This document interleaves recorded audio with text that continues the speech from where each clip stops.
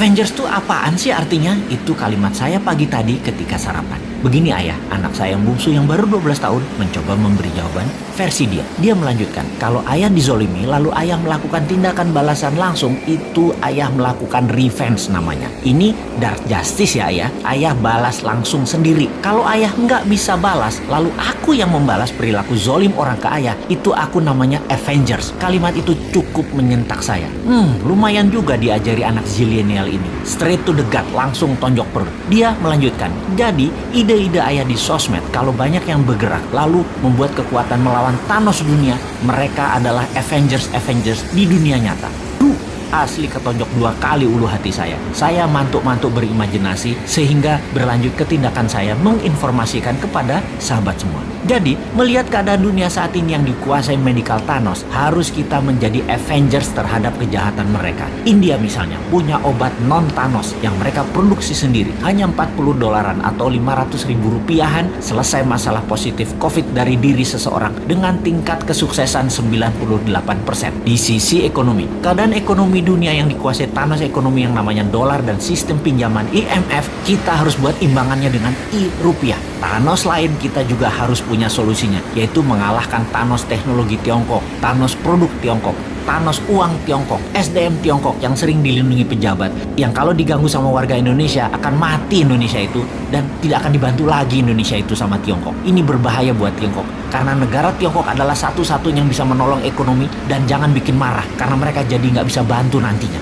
Pejabat segitu rendahnya ya ke NKRI-anmu, kok herannya masih berkuasa dia, padahal rakyat nggak pilih dia loh, tapi dia bisa melakukan apa aja saat ini. Segitu kuatnya tanaman program mindset di masyarakat ya. Tapi bener deh, saat ini buzzer banyak yang japri DM ke Bosman untuk tobat, bahwa setelah keluarga mereka banyak terpapar COVID dan bahkan meninggal, mereka mikir juga untuk selamanya menjadi corong semu kebenaran. Waduh, bahaya ini kalau lover jadi hater. Kita tidak boleh membenci saudara sebangsa. Kita hanya mengingatkan perilakunya buzzer yang menjadi ancaman integritas dengan produknya membenci sesama anak bangsa. Kita harus sudahi. Para buzzer, tobat. Andalah pemecah belah kesatuan NKRI. Juga mereka di sekeliling pejabat di istana yang parnoan karena tidak ingin sisi lain anak bangsa dapat porsi. Menjadi pembisik pejabat dengan memberikan informasi untuk membenci kelompok yang menjual agama. Dan ini adalah generalisir yang berbahaya. Pendekatan solusi tersering dengan kekerasan itu juga harus disudahi. Ini bisa semakin meruncing perbedaan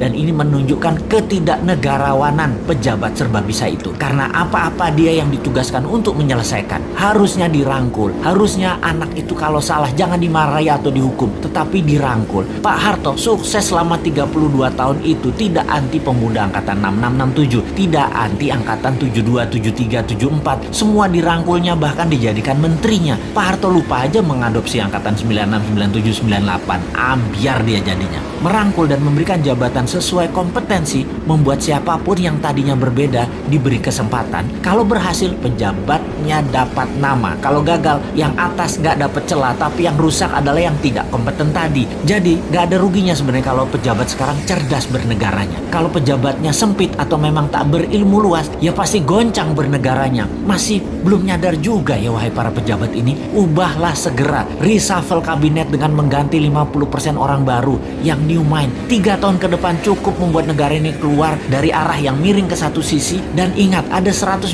negara lain yang bisa kita kerjasamakan, bukan hanya Tiongkok saja. Bener deh, yang tidak kompeten dan tidak cocok dengan perang dunia ketiga ini jabatannya dilengserkan, ganti dengan 30 orang baru. Tapi ya sudahlah, jabatan ada batasnya kok. Kita kembali ke Avengers. Dunia saat ini dikuasai dark side, dikuasai Thanos. Pertama, kita harus melakukan pemahaman dulu bahwa globalis cabal itu ada, tindakannya kejam, dan negara-negara pejabatnya yang lemah nasionalismenya pasti kemakan mereka, dan negaranya tadi jadi jajahan versi baru. Kita harus edukasi bangsa Indonesia ini jangan bergantung pada asing-asing dan globalis, tetapi kita harus berdikari, kekuatan ekonomi sendiri, kekuatan kesehatan sendiri, bergandeng tangan dengan mereka yang nasionalis di luar juga banyak, seperti India salah satunya. Jauh-jauh hari Bosman mengatakan obat COVID India akan menjadi terkuat di luar Tiongkok dan globalis. Sungguh, India is the next China, Afrika is the next province of China, Indonesia bisa the next Amerika kalau pemerintahnya paham. Tapi urusan ini kita biarkan dulu. Sebarkan video-video Bosman ini untuk masyarakat memahami globalis musuh kita bersama dan oligarki perusak sistem bernegara Indonesia.